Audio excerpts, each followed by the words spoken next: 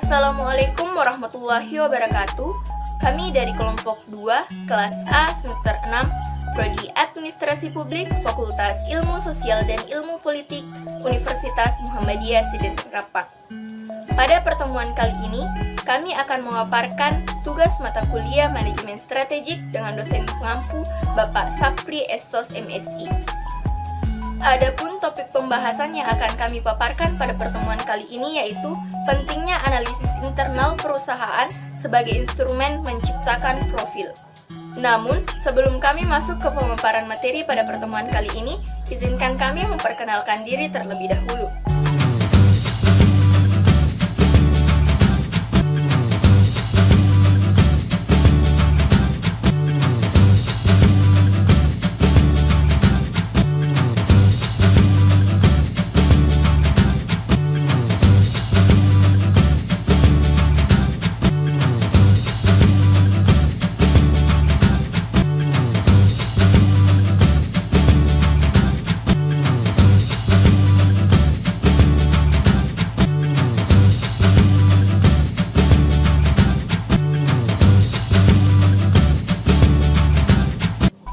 Tadi perkenalan singkat dari kelompok kami.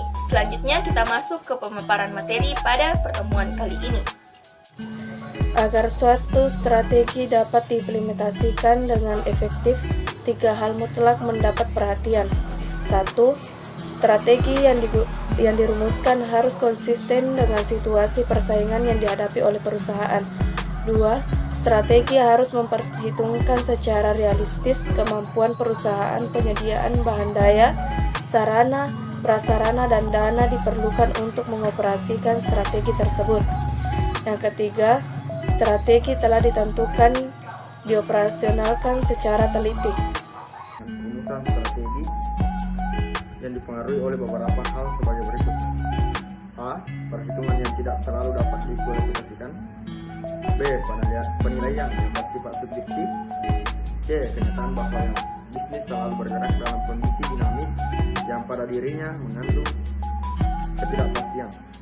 Kemudian D. Sekaligus yang terakhir, terdapat faktor yang berada di luar kemampuan organisasi untuk mengendalikannya, meskipun para perumus strategi selalu dapat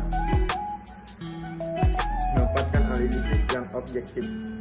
Pengembangan profil perusahaan, penentuan kompetensi dan kelemahan perusahaan yang sifatnya strategik atau menentukan. Dua pendekatan dalam mengidentifikasi dan menilai faktor internal, yaitu yang pertama pendekatan fungsi dan yang kedua pendekatan analisis dan rincian operasional. A. Pendekatan fungsi.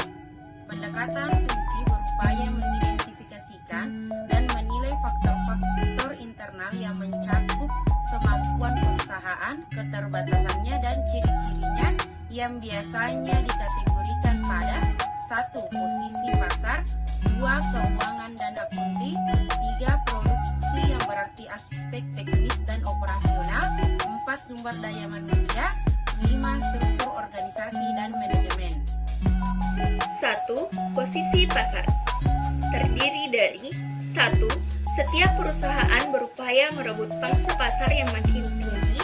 2. Pembelian jasa dan pelayanan purna jual. 3. Manajemen harus menjamin dalam perusahaan terdapat kemampuan yang dapat diandalkan. 4. Identifikasi dan penilaian distributor dan agen. 5. Kondisi satuan kerja perlu diketahui dengan jelas. 6. Promosi perusahaan. 7. Menentukan strategi harga jual produk yang dihasilkan dan dipasarkan. 8. Perusahaan harus mempunyai reputasi yang baik. 9. Pimpinan perusahaan perlu memelihara loyalitas. 10. Prosedur yang operasional dalam perusahaan. 1. Kemampuan menumpuk modal jangka pendek. 2. Kemampuan mencari modal jangka panjang. 3. Menggali sumber yang sudah dimiliki perusahaan. 4. Beban yang harus dipukuli akibat memperoleh modal tambahan. 5. Hubungan para perumus strategi dengan para pemilik penanam modal dan pemegang saham. 6. Posisi keuangan perusahaan. 7. Struktur modal kerja. 8. Produk hasil perusahaan dipasarkan dan dijual dengan harga tertentu. 9. Prinsip efisiensi. 10. Diperlukan suatu sistem akunting yang handal. Selanjutnya, produksi kegiatan operasional dan faktor-faktor teknis. Yang pertama, pemeliharaan hubungan antara perusahaan dengan pemasok. Yang kedua, diikuti oleh sistem logistik yang handal. Yang ketiga, para manajer ditantang untuk mampu menentukan lokasi fasilitas perusahaan dengan tepat. Yang keempat, pemanfaatan teknologi. Yang kelima, perusahaan merupakan suatu sistem terbuka. Yang keenam, biaya.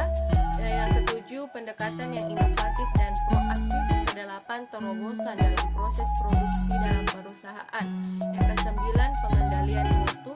Dan yang ke-10, prosedur pengawasan. Sumber daya manusia. 1. Kebijaksanaan tentang sumber daya manusia. 2.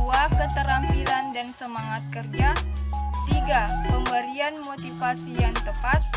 4. Sistem imbalan. 5. Pengalaman banyak perusahaan. 6. Pengenalan sumber-sumber tenaga kerja. Dan 7. Pemahaman tentang peranan oleh serikat, pekerjaan, dan pimpinannya. 5. Perihal struktur organisasi dan manajemen. Ada 6. Yang pertama, struktur organisasi. Yang kedua, tidak dapat disangsikan bahwa terdapat kaitan langsung antara profil yang ingin diciptakan di satu pihak dan citra serta reputasi perusahaan di pihak lain. Ketiga, citra manajemen puncak. Keempat, pola pengambilan keputusan. Kelima, pola komunikasi dalam perusahaan. Keenam, penerapan prinsip sinergi dan simbiosis. Ketujuh, pihak iklim kerja dan budaya organisasi. B. Pendekatan analisis rincian operasional. Dalam melakukan rincian operasional, dua hal yang menjadi sorotan perhatian ialah: 1. Pelaksanaan kegiatan pokok yang terdiri dari 5 bagian, di antaranya 1. Logistik masuk, 2. Proses produksi, 3. Logistik keluar, 4. Pemasaran dan penjualan, 5. Pelayanan. Kedua, analisis kegiatan penunjang yang terdiri dari 4 bagian. 1. Perihal pengadaan bahan. 2. Pemanfaatan teknologi. Ketiga, manajemen sumber daya manusia. Keempat, infrastruktur perusahaan. Baik, itulah tadi pemaparan singkat dari kelompok kami. Lebih dan kurangnya mohon dimaafkan. Saya akhiri. Billahi fisabilil haq, fastabiqul khairat. Assalamualaikum warahmatullahi wabarakatuh.